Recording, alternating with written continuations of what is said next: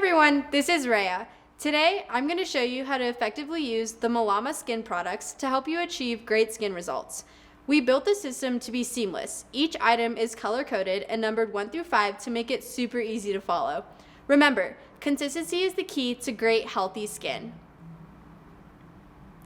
I'm going to start washing my face and applying half a pump of the cleanser to my skin. I cover my forehead, nose, and around my chin, avoiding the eye area, then rinse my face with warm water. I'll use this in the morning after I shower and again right before I sleep. Now, moving on to exfoliation to get that deep cleaning and brightening of the skin. Take a dime-sized amount of the detox scrub in your palms, massage onto your damp skin using circular motions, and leave it on for up to 3 minutes. Rinse with warm water and pat dry. Start off using this 1 or 2 times per week, then adjust based on how your skin reacts.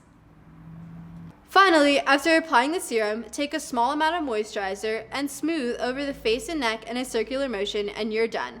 This is great for locking in the hydration, helping your skin look refreshed and glowing.